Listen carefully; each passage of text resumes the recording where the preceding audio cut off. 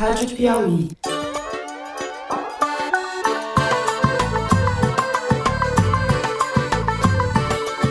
Olá, sejam muito bem-vindos ao Foro de Teresina, o podcast de política da revista Piauí. Então hoje, para mim, é o dia sagrado da soberania. Eu, Fernando de Barros e Silva, da minha casa em São Paulo, tenho a alegria de conversar com os meus amigos Celso Rocha de Barros e Ana Clara Costa, no estúdio Rastro, no Rio de Janeiro. Olá, Ana, bem-vinda. Oi, Fernando. Oi, pessoal. Estou tranquilo, calma, tranquilo, coração sereno, de que aqui buscarei justiça para o meu caso. Diga lá, Celso Casca de Bala. Fala aí, Fernando. Estamos aí, mais uma sexta-feira. When confronted with credible allegations of genocide, invoking international law is not enough. Mais uma sexta-feira e antes de entrar nos assuntos da semana, nós três, Ana, Celso e eu, queremos convidar vocês para o Festival Piauí de Jornalismo, que acontece nos dias 6 e 7 de setembro, um final de semana, na Cinemateca Brasileira em São Paulo. Além das mesas com convidados jornalistas internacionais da Turquia, da China, da Nigéria, da Rússia, de Israel, dos Estados Unidos, a gente vai ter uma edição ao vivo do Foro de Teresina. Vocês podem pegar as informações sobre a programação, os horários e os ingressos no site da Piauí e nas redes da Piauí. Agora sim, recado dado, vamos aos assuntos da semana. Habemus Magnitsky. O governo de Donald Trump anunciou na última quarta-feira a aplicação da Lei Magnitsky contra o ministro Alexandre de Moraes do Supremo Tribunal Federal. Trata-se de um dos instrumentos de sanções econômicas mais severos dos Estados Unidos e Moraes é o primeiro brasileiro a ser atingido diretamente por ele. A Magnitsky, para quem pergunta por que raios esse nome, foi sancionada em 2012 por Barack Obama, visando punir os responsáveis pela morte do advogado e militante russo Sergei Magnitsky, adversário de Vladimir Putin, assassinado em uma prisão em Moscou em 2009. Em 2016, a abrangência da lei foi ampliada para incluir, além de quem tenha desrespeitado os direitos humanos, aqueles que sejam acusados de corrupção. No caso de Moraes, o governo americano o acusa de ter atuado de forma arbitrária contra a liberdade de expressão e diz que o ministro usou o cargo para censurar e perseguir Jair Bolsonaro. O secretário de Tesouro dos Estados Unidos, Scott Bessent, disse ainda na sua nota que continuará a responsabilizar aqueles que ameaçam os interesses dos Estados Unidos e as liberdades dos nossos cidadãos, nossos deles. Por trás desse blá blá blá, o que se viu foi a escalada do governo Trump para dar uma mãozinha aos golpistas no Brasil e fragilizar a democracia brasileira, a exemplo do que ele representa e pratica em seu próprio país. Eduardo Bolsonaro se consagra como traidor da pátria, destacando-se por ora como pária numa família de párias. Família envolvida há décadas com milicianos, ligadas aos chefes do escritório do crime e adepta de esquemas corruptos como as rachadinhas, para não falar das joias, etc, etc. O Congresso brasileiro não tem nenhuma desculpa para não abrir o processo de cassação do mandato do 03, que fugiu do serviço para conspirar no exterior contra seu país em benefício da impunidade de seu pai. A mesma coisa vale para Carla Zambelli, outra parlamentar criminosa, que era foragida da justiça e foi presa essa semana na Itália. A gente vai discutir isso e a repercussão da Magnitsky dentro e fora do Brasil, incluindo a resposta do Supremo à arbitrariedade de Trump. No segundo bloco, vamos seguir no rastro da ofensiva trumpista. Vamos falar do tarifaço, que entra em vigor não mais no dia 1º, e sim no dia 6 de agosto. O governo americano confirmou nessa semana a sobretaxa de 50% sobre produtos brasileiros, mas anunciou uma lista significativa de exceções, 694 itens entre os 4.000 exportados aos Estados Unidos. Itens que respondem por cerca de 45% das vendas aos americanos. É um alívio e os analistas estão recalculando o impacto negativo das tarifas sobre o PIB brasileiro. Entre os produtos que escaparam da sobretaxa estão os aviões da Embraer, peças aeronáuticas como turbinas, pneus e motores, o suco de laranja, celulose, minério de ferro, equipamentos elétricos e o petróleo. Por outro lado, café, cacau, carne e frutas, alguns dos principais itens da pauta de exportação brasileira, serão tarifados em 50%. A gente vai falar disso tudo. Por fim, no terceiro bloco, a gente volta os olhos para a tragédia em Gaza. As imagens de pessoas famintas, pessoas morrendo de fome, entre elas crianças, chocaram a todos ao redor do mundo. um médico que trabalha na linha de frente, disse à BBC que cerca de 900 mil crianças estão passando fome na região. A desnutrição e os assassinatos perto dos centros de ajuda humanitária marcam essa fase do terror na região, já que as pessoas dependem quase que exclusivamente da ajuda da Fundação Humanitária de Gaza, apoiada pelos Estados Unidos e por Israel, para obter seus alimentos. Segundo o porta-voz do Escritório de Direitos Humanos da ONU, mais de 1.000 palestinos já foram mortos pelo exército israelense enquanto tentavam pegar alimentos em Gaza desde que essa fundação humanitária começou a operar no final de maio. 3 países do G7, o Reino Unido, a França e o Canadá, anunciaram que irão reconhecer o Estado palestino na próxima edição da Assembleia Geral da ONU em setembro. É um revés para o governo genocida de Netanyahu, mas é insuficiente diante da barbárie que ele patrocina. É isso, vem com a gente.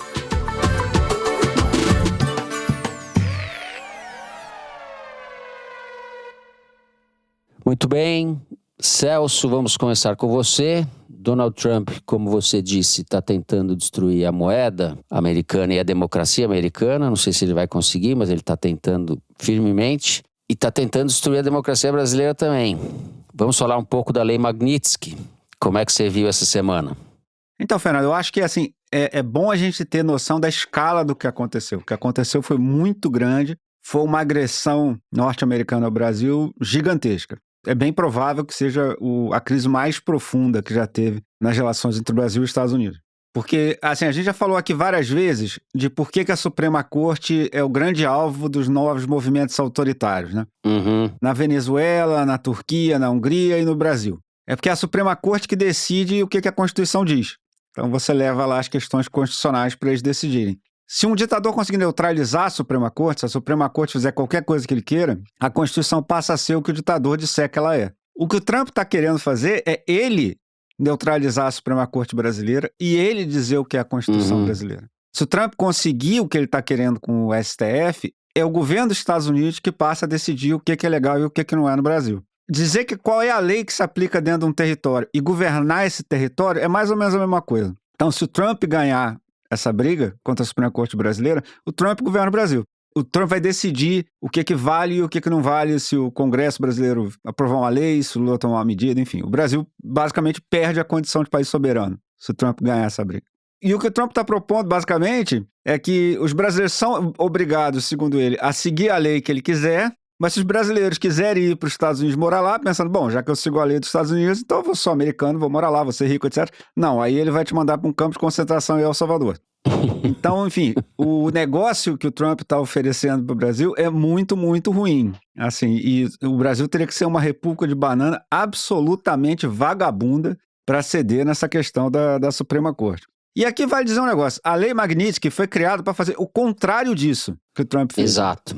Como bem notou o Thiago Amparo, ela foi feita para ser aplicada ao Bolsonaro, não ao Alexandre de Moraes. Entendeu? Ela foi feita para ser aplicada para gente que faz violações grosseiras de direitos humanos, gente que ameaça a democracia. A Ustra, né, que é o ídolo do Bolsonaro. Exatamente, o Ustra seria o caso clássico de ser sancionado pela Magnitsky, né? Ou pelo Tribunal de Nuremberg, né? Enfim.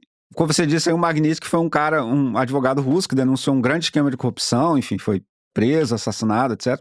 E aqui vale notar uma coisa, o investidor britânico William Browder, que era cliente do Magnitsky e foi um dos que mais militou para que a lei fosse aprovada nos Estados Unidos, foi lá no falecido Twitter dizer o seguinte, traduzindo aqui, eu passei anos lutando pela lei Magnitsky ser aprovada para acabar com a impunidade contra violações grosseiras de direitos humanos e para acabar com os cleptocratas, né? E tanto quanto eu sei, o juiz brasileiro Moraes não se encaixa em nenhuma dessas categorias. Então, o pessoal de direitos humanos que brigou pela Magnitsky está chocado com o que o Trump está fazendo, não só porque é uma violação bizarra da soberania brasileira, etc., mas porque é uma esculhambação completamente da lei Magnitsky. Sim, está desvirtuando completamente o sentido da lei. O que eu acho que para o Trump é um bônus. Assim, o Trump não quer combater abusos de direitos humanos ao redor do mundo, muito pelo contrário. Então, se essas coisas todas forem desmoralizadas, para ele é bom, entendeu? Eu acho que ele até acha que está saindo no lucro. E se alguém, por acaso, tiver pensado assim, cara, sei lá, pô, se os Estados Unidos sancionou a gente com isso aí, será que não tem alguma questão real? Será que o Alexandre de Moraes não se cedeu ou alguma coisa assim? Olha, se você realmente quiser cavar esse assunto, eu sugiro que você compare a nota do Brasil com de outros países sancionados com a Magnitsky, usando instituições internacionais que classificam a qualidade da democracia. Tem, por exemplo, os estudos, o V-DEM, da Universidade de Gotemburgo, na Suécia. A nota do Brasil no V-DEM, inclusive, anda melhorando nesses últimos anos, depois da ofensiva golpista do Bolsonaro. Uma outra instituição que costuma monitorar esse tipo de coisa, a Freedom House, mantém a classificação do Brasil como país livre, que já é há muito tempo, e com a mesma nota do ano passado. E é interessante que a Freedom House, que está longe de ser um negócio de esquerda, coisa que vale, eles têm um item específico no relatório dele, que é: as leis e a estrutura eleitoral são justas e implementadas imparcialmente pelos órgãos relevantes de gestão eleitoral, e o Brasil recebe a nota máxima, 4 de 4. Então, assim, se você não quiser ficar só no debate subjetivo, será que o Alexandre de Moraes é autoritário ou não sei o quê, tem gente que estuda essas coisas e a conclusão é óbvia. E aí você compara isso com outros países em que a Magnitsky foi aplicada, como a Rússia e outros lugares desse tipo. O Brasil destoa completamente dos outros países em que essa lei foi aplicada até hoje. Enfim, é uma esculhambação completa. E é bom dizer que o Trump já vem usando sanções, embora nem sempre a Magnitsky, contra adversários políticos ao redor do mundo. Por exemplo, ele já sancionou juízes da Corte Criminal Internacional que investiga crimes de guerra na faixa de Gaza, entendeu? Então, assim, o Tribunal Criminal Internacional começou a apurar os crimes do Netanyahu, que a gente vai falar no último bloco. O Trump sancionou os caras, os juízes do Tribunal Internacional, porque eles estavam investigando os crimes do Netanyahu. E, ao mesmo tempo, olha que beleza, ele retirou da lista Magnitsky um cidadão de bem chamado Antal Rogan, que é ministro do ditador da Hungria, o Viktor Orbán, que é, vamos lembrar, um dos poucos dignatários estrangeiros que veio à posse do Bolsonaro, né? E que o Eduardo Bolsonaro, por exemplo, sempre deixou claro que o Orbán é uma das inspirações para o bolsonarismo, etc. A estratégia de corrosão da democracia que foi implementada na Hungria. O Antal Rogan tinha entrado na lista Magnitsky acusado de comandar um mega esquema de corrupção que basicamente usava fundos públicos da Hungria para alimentar os oligarcas que apoiam o Orbán e, enfim, influenciar o processo institucional como um todo, entendeu? E corromper o sistema político da Hungria como um todo. Esse cara, o Trump mandou tirar ele da lista Magnitsky. Assim, esse ano, poucos meses antes de colocar o Alexandre de Moraes. Então, o Trump resolveu realmente inverter completamente o propósito da lei para aliviar para os caras que cometem crimes contra a democracia ou contra os direitos humanos e punir quem quiser investigar esses crimes, quem quiser levar esses caras a julgamento. A eleição do Trump para o mundo foi uma tragédia inacreditável, né? Bom, a gente ainda não sabe qual é o nível do impacto que a Magnitsky vai ter sobre a vida do Alexandre de Moraes, né? O Conrado Hübner Mendes notou bem que em território brasileiro prevalece a lei brasileira. Empresas que atuam no Brasil que se recusarem a atender o Alexandre de Moraes, o cartão de crédito, coisa que vale, vão sofrer consequências legais no Brasil. Você não pode chegar aqui e, por exemplo, digamos que uma empresa saudita venha operar no Brasil e não queira atender, por exemplo, clientes LGBT, porque fala, não, a Arábia Saudita não pode fazer isso. O Supremo Tribunal fará, dane-se a Arábia Saudita, se você quiser aplicar essa lei da Arábia Saudita, você vai para a Arábia Saudita, aqui no Brasil vale a lei brasileira. Então, acho que se essas empresas mesmo de cartão de crédito, de software, qualquer coisa que valha, resolverem boicotar mesmo o Alexandre de Moraes, a gente pode contar que vai ter uma batalha legal aí, entendeu? E os caras basicamente estão comprando uma batalha legal contra o Supremo Tribunal Federal como um todo, né? O que não vai... Exato. Não vai ser tranquilo. Agora, e aí eu acho, só uma última coisa, eu acho que a aplicação da Magnitsky contra o Alexandre de Moraes é completamente ilegal pela lei americana. O Alexandre de Moraes não se encaixa em nenhuma das categorias que a lei Magnitsky foi feita para enquadrar. Até eu gostei que a The Economist veio fazer umas matérias meio dúbias aí sobre a situação do Brasil e tal. Escreveu uma muito boa nesse caso, dizendo, olha, tudo que o Alexandre de Moraes fez é previsto na lei brasileira. Eles são críticos do inquérito das fake news, mas eles dizem, tudo que o Alexandre de Moraes fez está previsto na lei brasileira e ele não se encaixa em nenhuma das categorias da Magnitsky. Ele é completamente diferente dos outros caras que foram acusados até agora. Então, assim, há uma ampla margem para contestar essa aplicação nas cortes americanas, que o Brasil provavelmente vai fazer, entendeu? Da mesma forma, as tarifas do Trump são completamente legais pela lei americana. Ele está implementando essas tarifas sem consultar o Congresso, usando uma lei que permite a ele usar poderes emergenciais durante crise de segurança. Crise de segurança, alegando ameaça à segurança americana. Exatamente. Então, essa lei é para quando tiver uma guerra, entendeu? Ou, por exemplo, se tiver uma crise no fornecimento de urânio, os Estados Unidos é uma potência nuclear, então precisa de urânio. Aí eles tomam as medidas lá para garantir que não vai se vender urânio para fora. Ou se tiver uma crise do petróleo, por exemplo, o exército americano depende de petróleo, então pode ter alguma coisa para garantir o fornecimento de petróleo. Ela foi feita para isso. Agora, você lê um documento dizendo, não deixem o meu amigo Jair ser preso, que começa com, há uma crise de segurança nacional nos Estados Unidos, é bizarro, né, cara? Porque se o Jair for preso, tem uma crise de segurança nacional nos Estados Unidos? Pelo amor de Exato. Deus, mano. Então deve ser muito fácil ganhar desse país, né, cara? Se até o Jair Encana ameaça a segurança dos Estados Unidos, até, pô, São Cristóvão e Neves, no Caribe, deve ser capaz de invadir os Estados Unidos.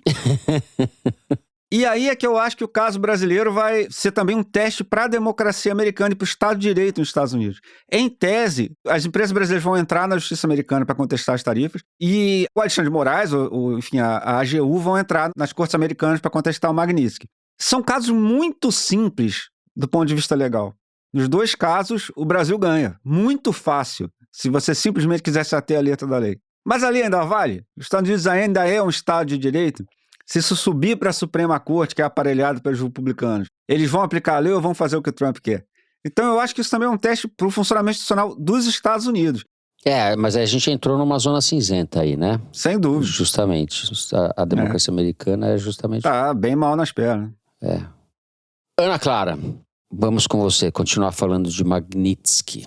A gente imaginava que ia falar esse nome aqui tantas vezes no programa. Bom, tem uma questão que o Celso levantou, né, sobre essa aplicação, de certa forma, cheia de incongruências, né, dessa lei. E além do episódio em que foi retirada a sanção do ministro húngaro, a Transparência Internacional, que soltou uma nota sobre esse assunto na quarta-feira, no dia que foi anunciada, levantou também o exemplo do Nayib Bukele, que é um presidente na América Latina, presidente de El Salvador, que vem cometendo violações constantes de direitos fundamentais, mas que por ser de direita, né, curiosamente essas violações de direitos fundamentais não sensibilizam o Trump, né? Ele é sequer mencionado como possível alvo de Magnitsky.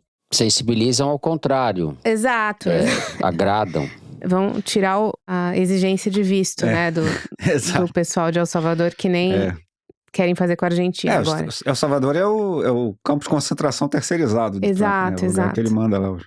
Bom, e um outro exemplo de aplicação da lei Magnitsky pelo Trump, muito controverso, é o seguinte. Quando aquele jornalista saudita, o Jamal Khashoggi, foi assassinado dentro do consulado da Arábia Saudita em Istambul, em 2018, lembrando que esse jornalista trabalhava para o Washington Post e vivia nos Estados Unidos, ele tinha a permissão legal para viver nos Estados Unidos.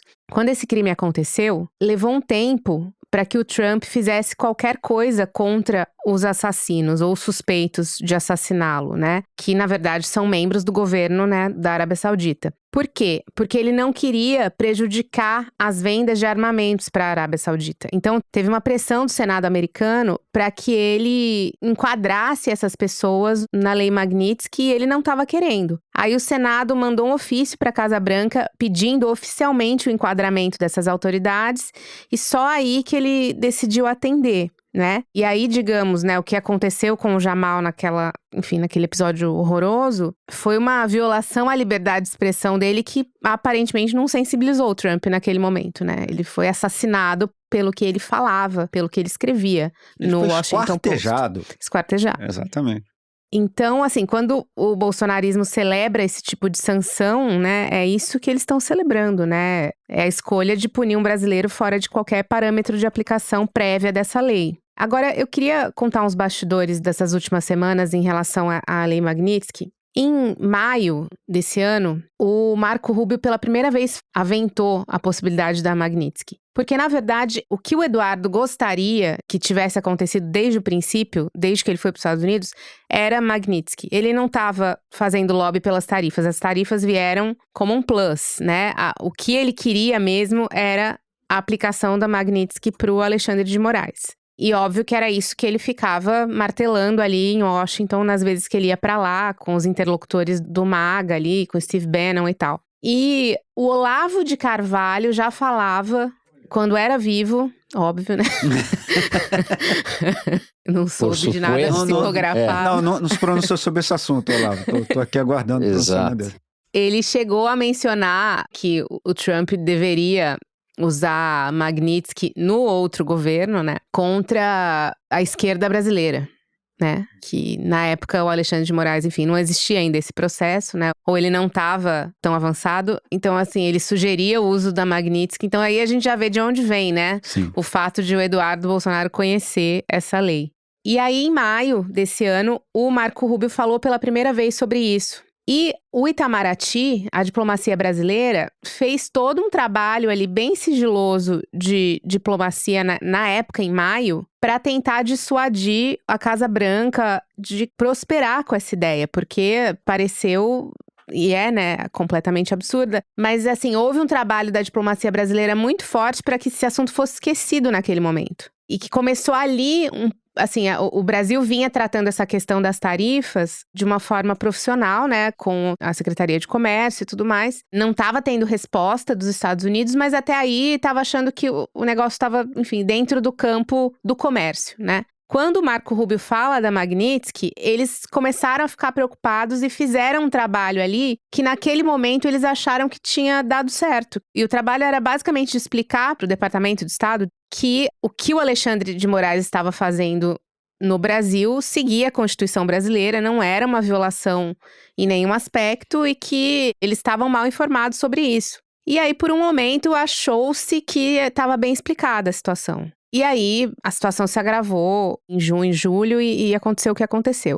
Quando o Alexandre de Moraes manda colocar a tornozeleira no Bolsonaro no dia 18 de julho, depois do anúncio da tarifa, aconteceu um Deus nos acuda na Casa Branca. Assim, o Trump ficou totalmente fora de si, achou que aquilo era uma provocação. E naquele momento ele queria não só Magnitsky, como escalar no nível jamais visto as sanções ao Brasil. Foi um momento, assim, um dia de muita tensão que aconteceu no dia 18 de julho. E, de novo, o Itamaraty é um dia que eu não li ainda, eu não li nenhum relato sobre esse dia, sobre o que aconteceu na Casa Branca. Mas, aparentemente, a temperatura na Casa Branca nesse dia chegou num grau que não tinha chegado. E teve todo um trabalho da diplomacia para tentar acalmar os ânimos ali, para que ele não fizesse tudo o que ele gostaria de ter feito naquele dia. E foi na esteira dessa coisa do dia 18 que ele revogou os vistos dos ministros do Supremo, né? Então, tudo isso, assim, foi um dia importante de toda essa história, o dia 18 de julho. E desde então, tem havido um trabalho ali sigiloso, né, de diplomacia. Por quê? Porque como o Eduardo é um inimigo interno do Brasil que tá lá com acesso, né, com algum acesso a interlocutores do Trump, esse trabalho de diplomacia não pode ser feito às claras, entendeu? Porque você tem uma pessoa que tá lá tentando minar. Um exemplo novo disso é essa reunião que teve essa semana na quarta-feira entre o Marco Rubio e o chanceler Mauro Vieira. O Mauro Vieira tinha ido para Nova York para essa conferência sobre a Palestina, né, a solução de 2 estados para a Palestina. Avisou que gostaria, se houvesse chance, né, que ele estaria nos Estados Unidos, então ele gostaria de se encontrar com alguém da Casa Branca se fosse possível, porque ele já estaria lá, ou seja, eu não tô indo para Washington só para isso, para bater com a porta na cara. Eu já estou nos Estados Unidos para um evento, então se tiver uma disposição em conversar, eu tô disposto a conversar, mas eu tô disposto a ir até Washington conversar se eu for recebido, se eu tiver uma confirmação de que eu vou ser recebido. Aí, enfim, esse pedido, essa sugestão, ou o que quer que seja, né, circulou ali na Casa Branca. Quando foi na terça-feira à noite, eles não tinham recebido confirmação ainda, e o Mauro Vieira ia voltar para o Brasil, né, na terça-feira à noite. E aí, ele acabou recebendo a confirmação de que o Marco Rubio ia topar falar com ele. E esse encontro foi secreto mesmo, assim, não foi no Departamento de Estado, não foi na Embaixada Brasileira, não foi em nenhum lugar, eu não sei onde foi, enfim, se alguém souber, inclusive, manda aqui pra gente. Cartas para o fogo. Mas isso aconteceu na quarta-feira, na terça-feira ele recebeu a confirmação. E eu até soube por uma fonte que me contou, olha, o Mauro Vieira tá indo pra Washington e ele deveria estar voltando pro Brasil. Então pode estar acontecendo alguma coisa. E de fato, aconteceu.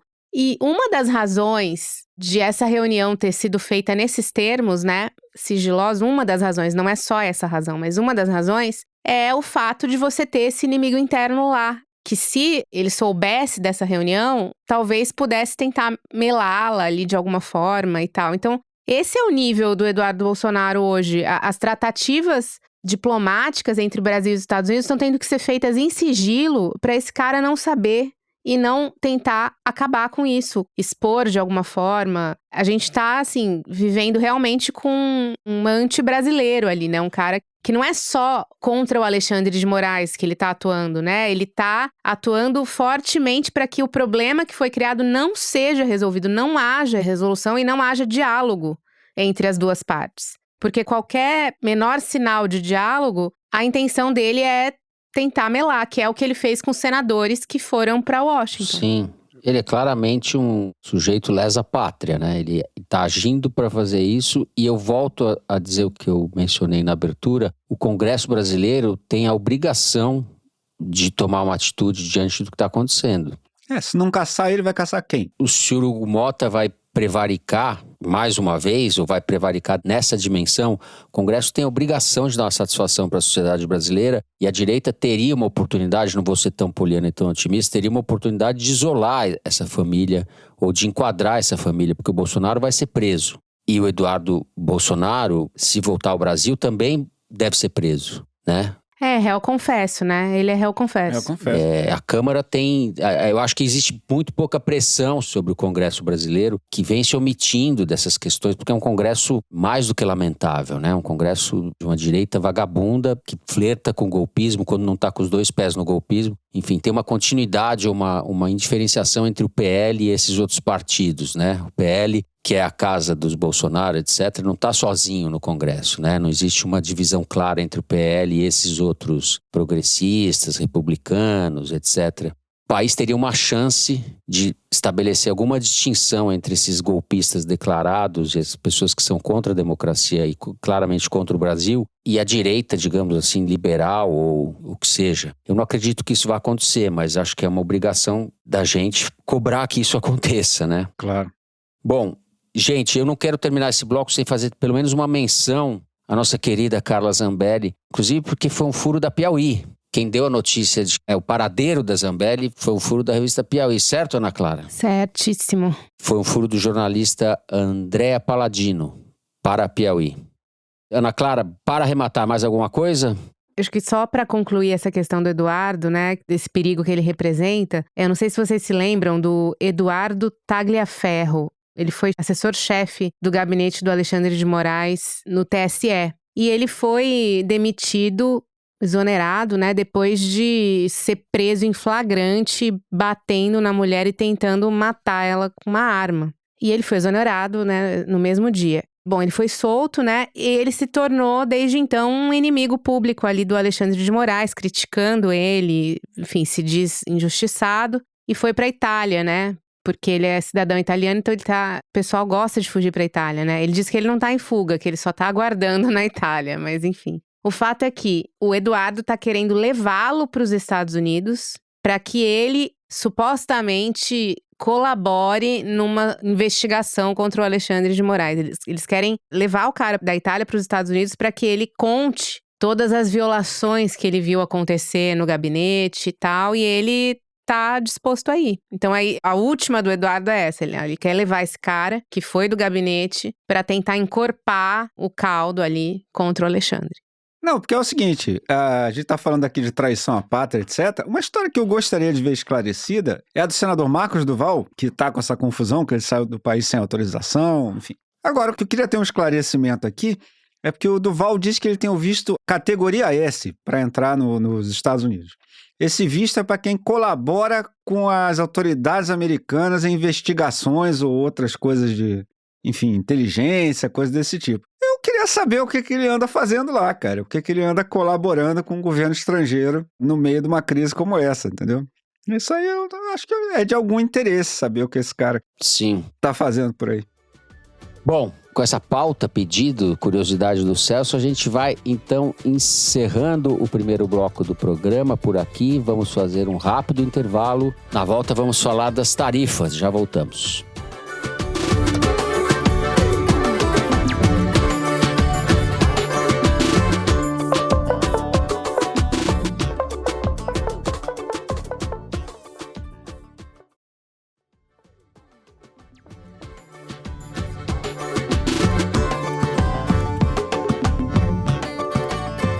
Muito bem.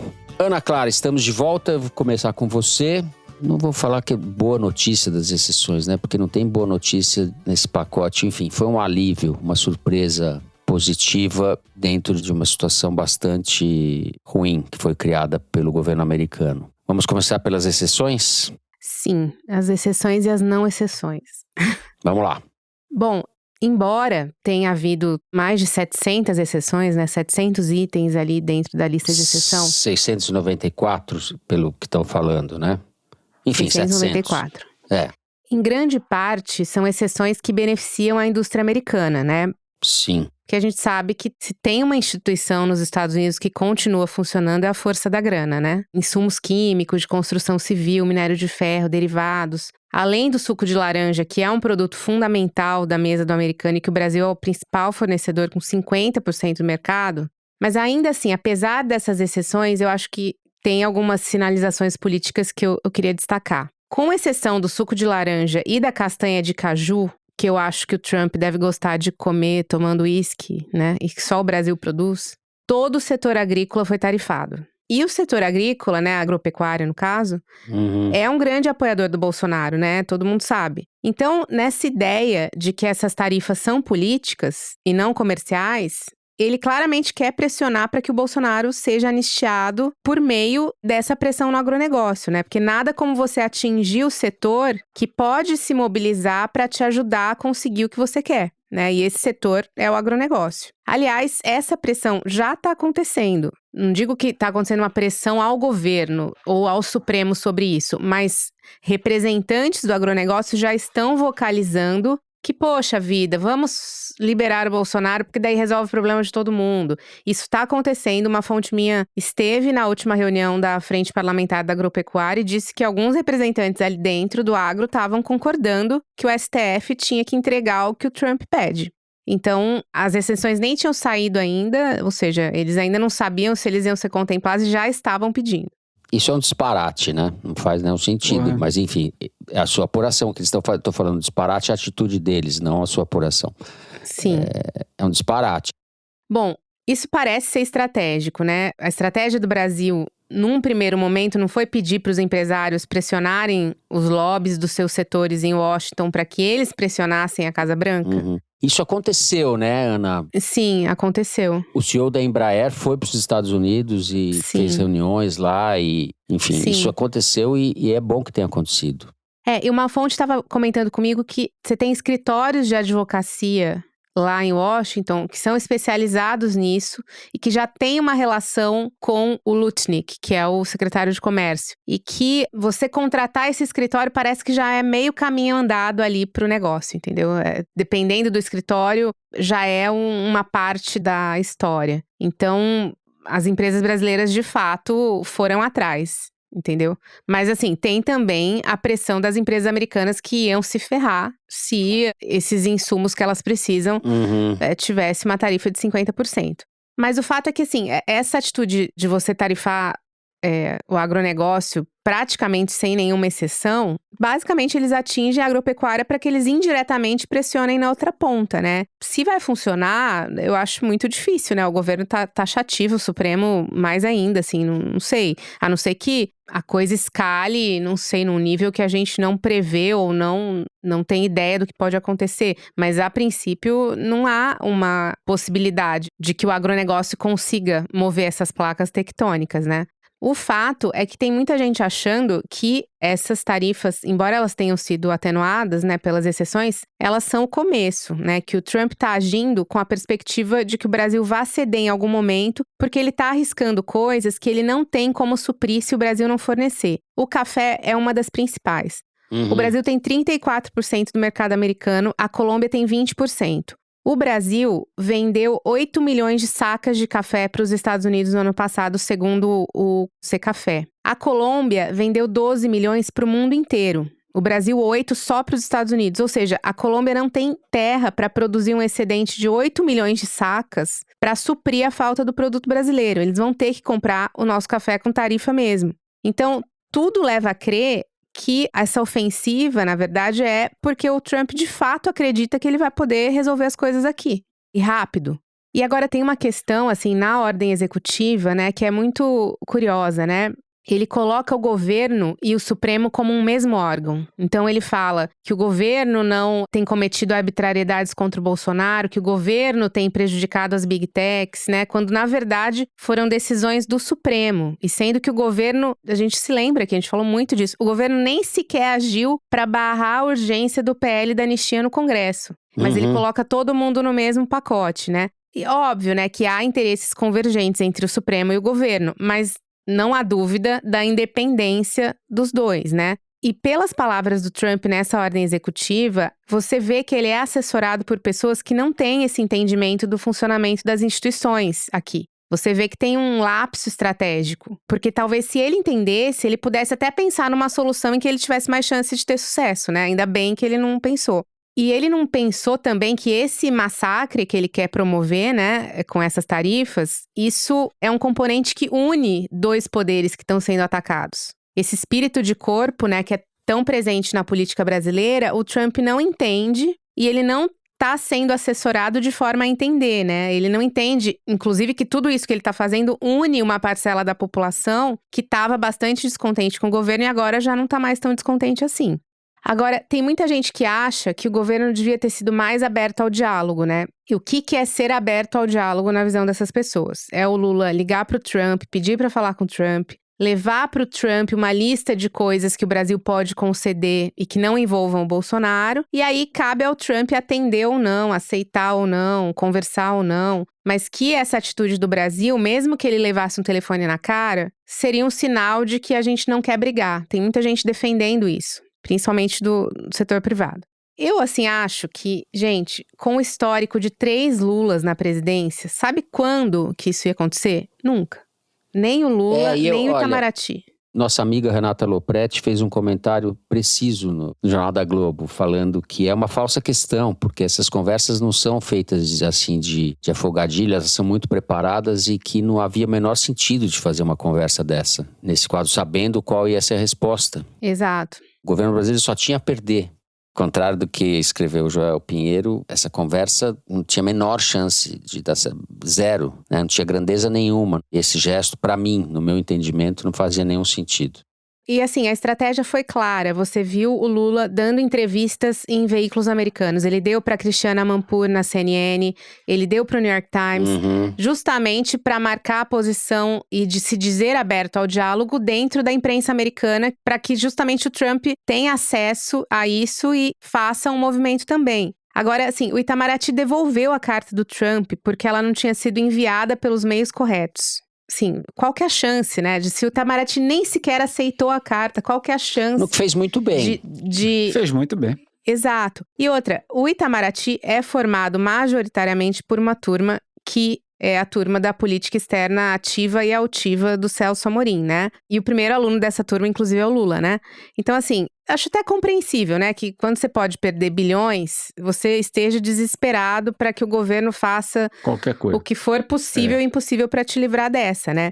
Mas é muito mais a cara do Lula negociar um auxílio para esses setores enquanto a coisa não se resolve do que ele se submeter. Fora que, no aspecto diplomático, é a chance que ele tem, assim. E aqui eu não tô falando nem de eleição, tá? Eu tô falando de história. Depois de 3 mandatos em que o Lula tenta se colocar nas grandes disputas, nos grandes contenciosos globais ali internacionais, e muitas vezes ele é criticado por isso, porque as grandes potências acham que ele não tem que se meter na briga que não é dele, hoje, ironicamente, ele se tornou alvo de um inimigo que é considerado o vilão do mundo ocidental, né?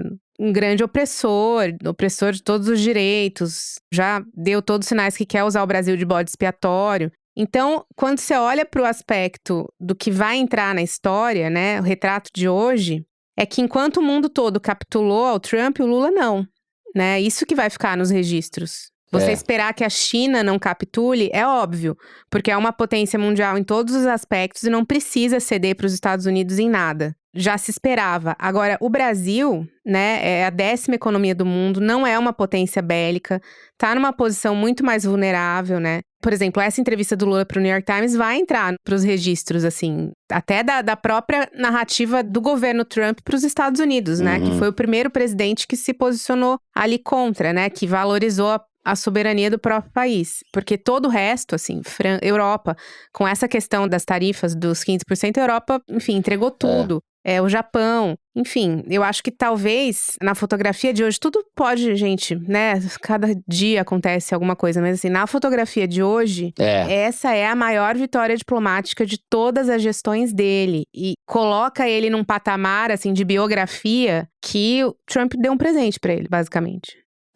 Eu acho que essa condução do Lula e essa entrevista específica para o New York Times são muito adequadas, muito positivas, assim como a resposta do Supremo também institucional diante da lei Magnitsky, que também foi uma resposta muito adequada. Quem escreveu a respeito disso, Celso, foi o Stiglitz, né? A gente estava falando disso aqui antes de gravar. Grande Stiglitz. Um dos grandes economistas modernos. Elogiando a atitude do Lula, né? É um artigo que saiu, foi republicado pelo jornal Valor Econômico. O Trump, na verdade, não quer só que o Brasil seja bode expiatório, né, Ana?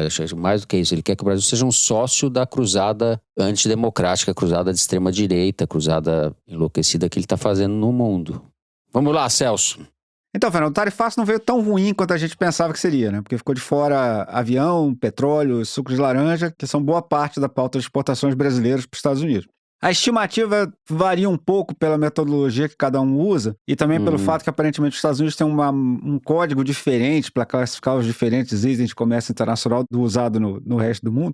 Mas, em geral, a estimativa é que mais ou menos 43% das exportações brasileiras ficou fora do tarifaço. E algumas dessas, não é só a questão de olhar o 43, algumas desses setores que ficaram de fora, como a Embraer, por exemplo, eram bem críticos, assim, eram setores que dependiam bastante do mercado americano e basicamente se safaram.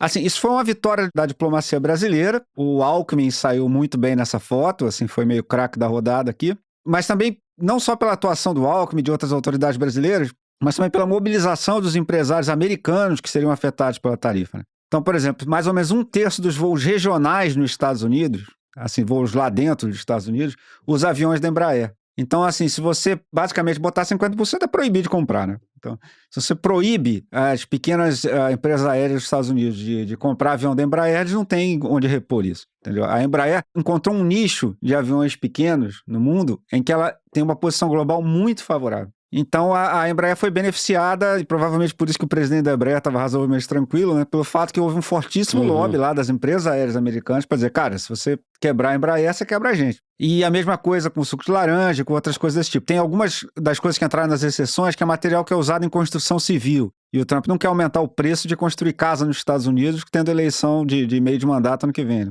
O suco de laranja é o café da manhã lá dos americanos. Quer dizer, o Trump também não quer aumentar o preço do café da manhã com a eleição de meio de mandato ano que vem. Então o Brasil acabou sendo beneficiado por isso também, né?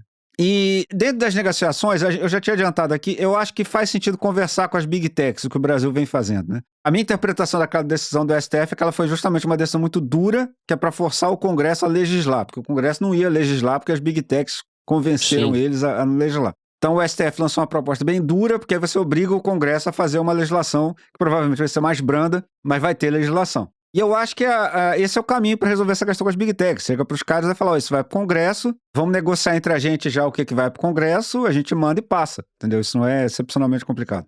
Agora, eu acho que acordo com Big Tech só pode sair se reverterem a Magnitsky do Alexandre de Moraes.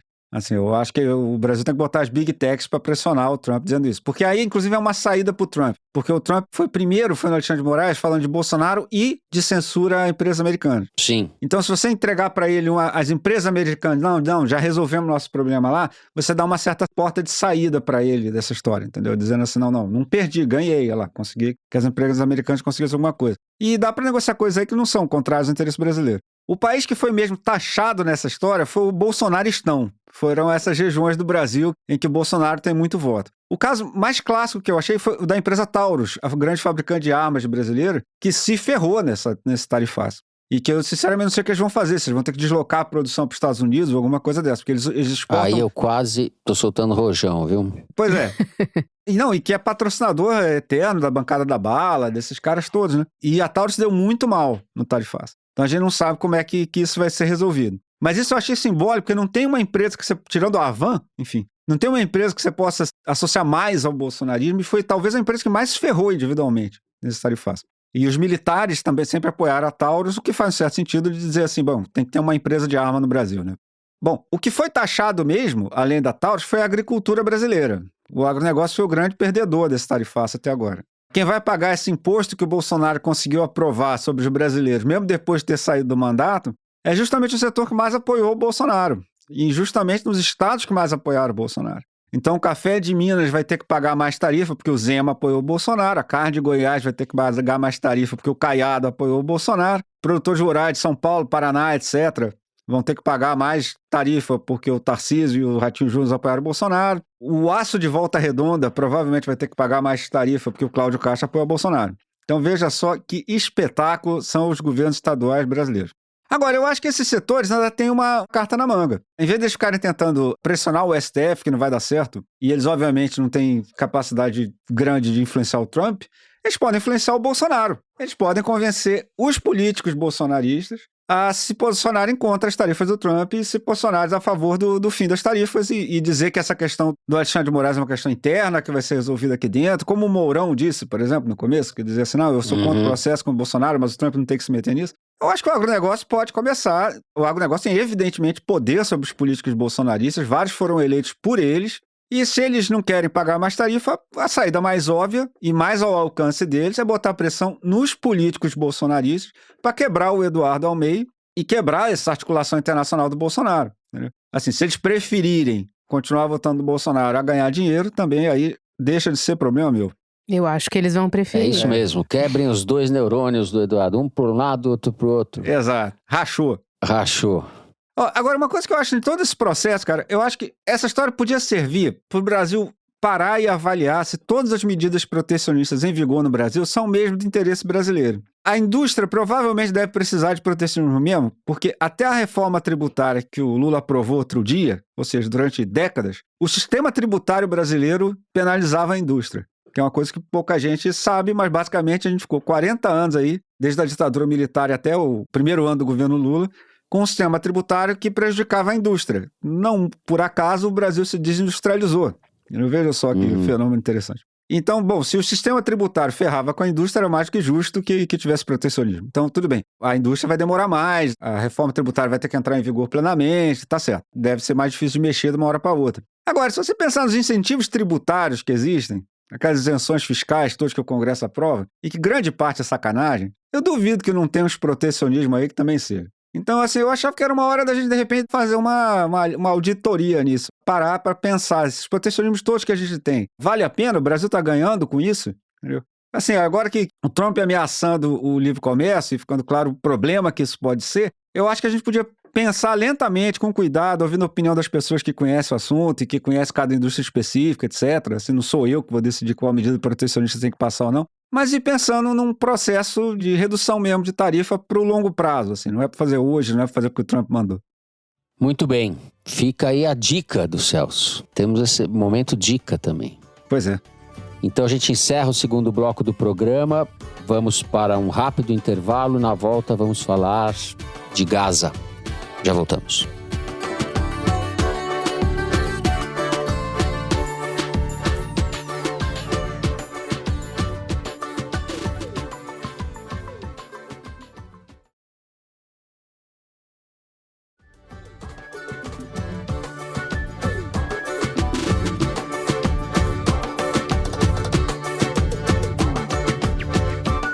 Muito bem, estamos de volta.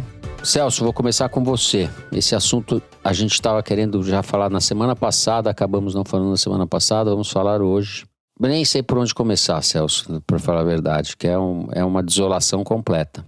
Pois é, a primeira coisa que é bom a gente chamar a atenção dos ouvintes é que, assim, você certamente está há meses e anos, enfim, ouvindo notícias ruins lá do Oriente Médio e da faixa de Gaza, etc. E aí o seu reflexo provavelmente deve ser, bom, isso aí é a mesma coisa de sempre, né? Não é a mesma coisa de sempre, piorou muito. Basicamente, Israel limitou o acesso da população de Gaza à ajuda humanitária e a população depende inteiramente de ajuda humanitária porque a economia de Gaza foi destruída. Não tem onde as pessoas trabalharem, não tem ninguém ganhando salário em Gaza, não tem ninguém que possa contratar outra pessoa para fazer alguma coisa, entendeu? Você não pode sair na rua para comprar coisa em Gaza, senão você vai ser bombardeado. Então, assim, Gaza não tem mais economia, a economia foi destruída pelos bombardeios israelenses e o pessoal depende de ajuda humanitária, já que eles não podem trabalhar. Israel passou a limitar o acesso à ajuda humanitária, ou seja, Israel está usando a arma da fome na Palestina. Então, eles estavam tentando deixar a população com fome para fazer com que eles se rendam. E é especialmente bizarro, porque quem teria que se render seriam os militantes do Hamas, que eu duvido que estejam passando fome. E aí, qual seria a ideia? Fazer com que a população de Gaza se desespere e derrube o governo do Hamas? Cara, olha para as fotos dessas pessoas com fome. Você acha que esse cara está em condição de participar de uma revolta contra uma milícia bem armada? Entendeu? Então é uma crueldade por crueldade, por um lado, mas ao mesmo tempo é muito flagrantemente parte de um processo de limpeza étnica, porque a ideia é justamente transformar Gaza num lugar tão inabitável que essas pessoas aceitem ir embora, que essas pessoas desistam de ter um país e se tornem uma minoria étnica no Egito, na Jordânia, alguma coisa, como os setores da direita israelense mais radical sempre quiseram. E assim, isso é muito crime no direito internacional, entendeu? Isso não é pouco crime, não. Quem quiser chorar, o Washington Post publicou o nome de todas as crianças de Gaza que morreram durante a guerra, com o nome e idade dela. Tem no site do Washington Post. E você vai ver lá, cara, criança de 6 meses, criança recém-nascida, criança de 2 anos, enfim. E muita criança. E aí, vai todo mundo ficar achando que normal, e sim, o mundo é ruim mesmo? Não é possível, né? E aí é que eu acho que é importante a iniciativa de países como Canadá, França e Reino Unido, que já disseram que vão reconhecer o Estado palestino ou, no caso do Reino Unido, vão reconhecer se Israel não acabar com essa pouca vergonha. Porque o que eles estão dizendo é o seguinte, a gente não vai aceitar a limpeza étnica. Então, se você quiser obrigar os palestinos a desistir de serem palestinos com a arma da fome, a gente vai reconhecer a Palestina. A gente vai tratar a Palestina como Estado. Para deixar claro que não deu certo isso que você está tentando fazer. Entendeu? Porque justamente o que esses países estão reconhecendo é que a estratégia do Netanyahu é essa. É basicamente expulsar as pessoas, tornando a vida delas impossível. E, aliás, biologicamente impossível. Entendeu? Proteicamente impossível. O que é, enfim, um daqueles crimes de guerra, daquela prateleira de crimes de guerra especialmente ruins, né? Enfim, e aqui vai lembrar uma outra coisa, o Trump disse que se o Canadá reconhecer a Palestina, isso dificultará o acordo comercial com os Estados Unidos. Então, voltando ao tema dos outros blocos, uma das funções que o Trump está usando essas tarifas é para garantir que essas crianças de 6 meses de idade vão continuar morrendo de fome no colo da mãe na faixa de Gaza. Exato. É isso que o Trump está fazendo com esse negócio. Entendeu? E afinal, ele quer construir um hotel na faixa de Gaza e o Netanyahu está limpando a área para ele. A participação dos Estados Unidos nesse processo, desde o governo Biden, né? Com o Trump, isso assume contornos ainda mais patéticos, mais horripilantes, mas... Desde sempre, né? Desde sempre. Mas é que não é desde sempre o Netanyahu, não é desde, né? E não é desde sempre o cara querer fazer um resort americano na faixa de Gaza. Isso aí é esse limite da indecência ninguém tinha cruzado até o Trump. Né? Ana, quero te ouvir sobre isso. Fernando, a gente falou aqui já muitas semanas atrás que haveria essa reunião, né, na ONU, que seria em junho, mas acabou sendo postergada para agora, para a última semana, que foi inclusive em razão dessa reunião que o Mauro Vieira foi para Nova York, né, que foi uma reunião de chanceleres sobre o reconhecimento do Estado palestino. E a França estava, já faz um tempo, alguns meses, né? Ela estava ali em cima do muro, se ia reconhecer ou não, porque também tem todo esse contexto de covardia desses países europeus em relação aos Estados Unidos, né? Então a França chegou um momento em que ela estava prestes a anunciar que ia reconhecer e voltou atrás. E o Reino Unido teve um momento que ele estava trabalhando para a França não reconhecer, porque senão ele ia ficar sozinho no Conselho de Segurança da ONU, junto com os Estados Unidos, como não reconhecendo o Estado palestino. E ele não queria isso, ele queria a companhia da França. Então, para vocês verem o nível de covardia desses países hoje. E o Reino Unido, ele ameaçar Israel de que, se você não parar com isso, eu vou reconhecer, eu acho que é assim, é indigente. Já é uma vergonha. O Reino Unido, ele tem dado, assim, demonstrações, desde a vitória do Trump, né, de uma indigência diplomática e de Estado mesmo, né, realmente bizarra. E aí, queria colocar que, curiosamente, a França decide anunciar que ela vai reconhecer o Estado palestino quando saem as fotos atrozes das crianças pele e osso, né? Enfim, remete à Somália, né? Para não dizer que remete a outros crimes de guerra contra as crianças. Remete aos campos de concentração. Tem gente que vai achar essa comparação. É exatamente isso que eu queria dizer, mas não disse. Absurda, mas é isso. Enfim, teve gente que fez essa comparação. Faz sentido, as imagens são inacreditáveis, né? São índices inomináveis. E aí você vê como esses países são hipócritas, né? Porque daí fica insustentável, né? Diante dessas imagens, você sustentar o não reconhecimento. Embora, no fim das contas, esses países reconhecerem o Estado da Palestina, não significa que vai haver um reconhecimento pela comunidade internacional, pela ONU, porque só há um reconhecimento pela ONU se o Conselho de Segurança aprova. E os Estados Unidos jamais aprovariam. Então, é mais uma coisa pro forma, né? É mais um constrangimento para os Estados Unidos e para Israel do que uma coisa de fato eficaz.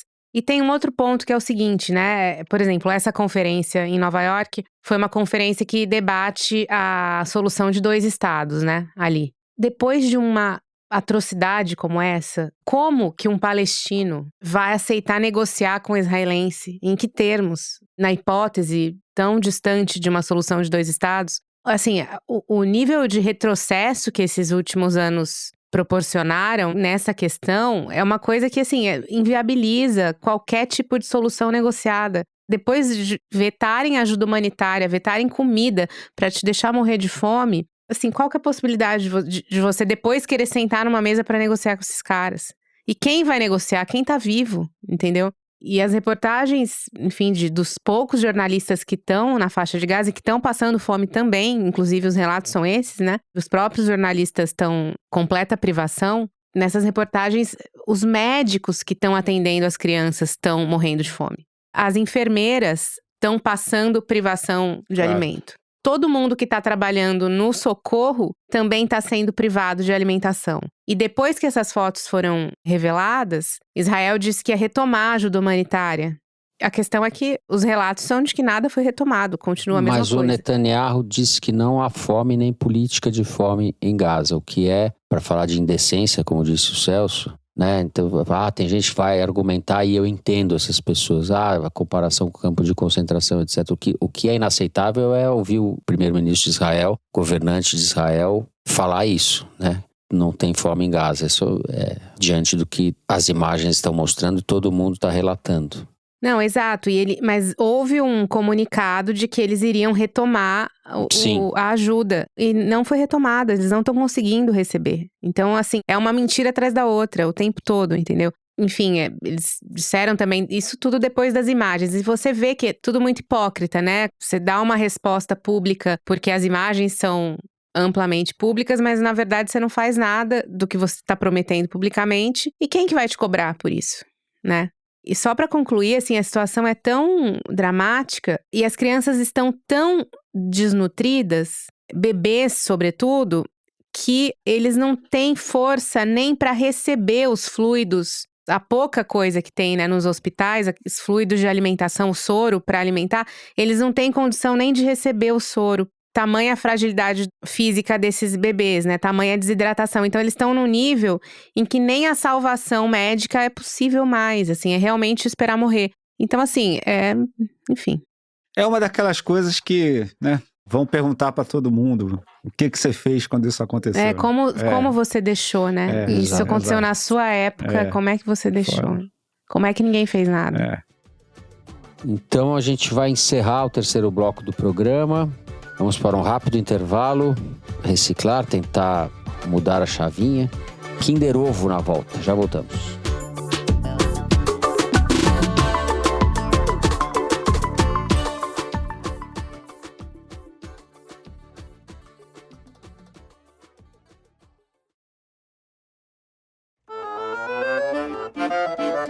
Muito bem, estamos de volta. Mari, aí direto da Flip, neste frio de Paraty. Vamos ver o que você nos reservou. Aqui no Brasil, se eu tiver que consertar uma escada de 10 degraus, eu começo o primeiro degrau, coloco ali o ladrilho, arrumo, subo na primeiro, faço o segundo, até chegar ao 10º. Americano não. Americano vem, tira o telhado da escada e já traz pronto os 10 degraus. Parece o Sóstenes Cavalcante. De cima para baixo, colocam num guincho e resolvem o problema. Putz. Celso perdeu essa.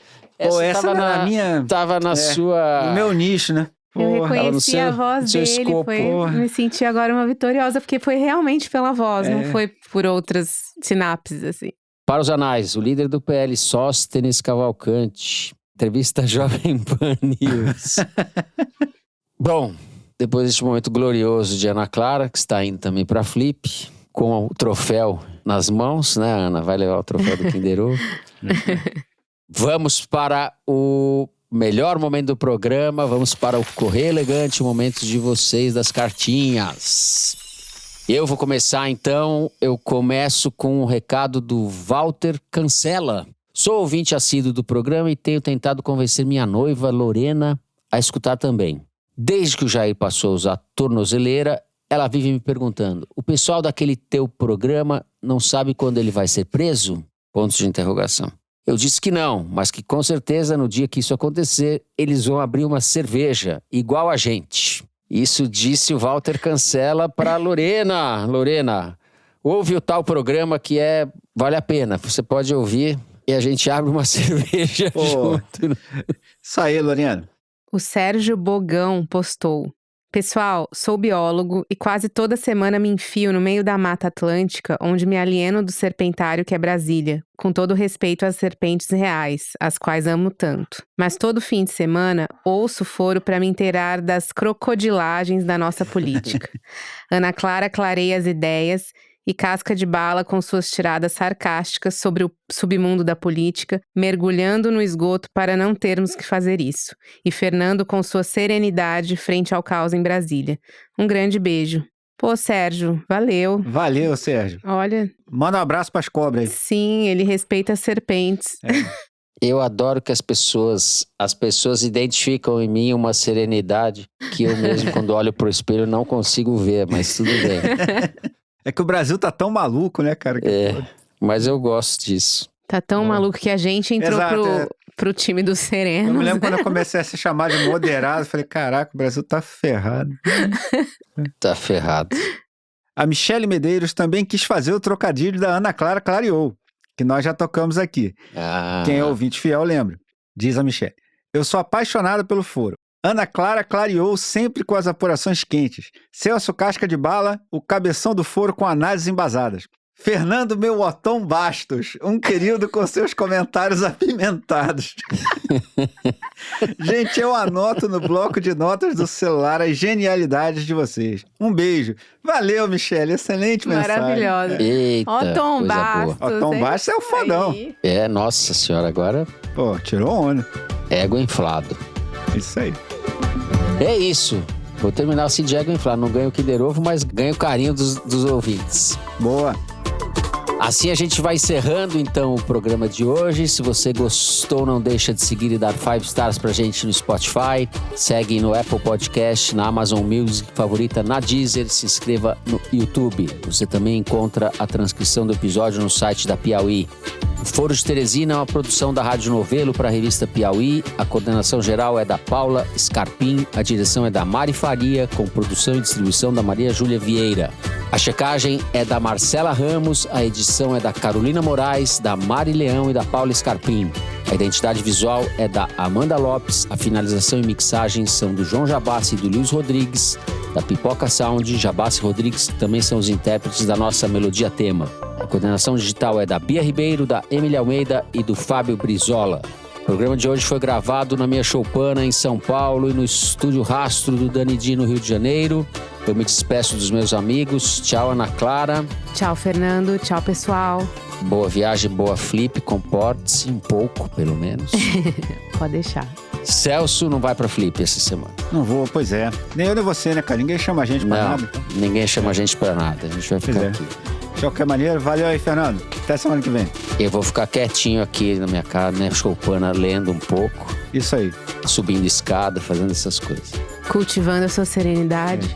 Cultivando a minha serenidade. Muito bem. Eu, Sêneca. É isso, gente. Uma ótima semana a todos e até a semana que vem.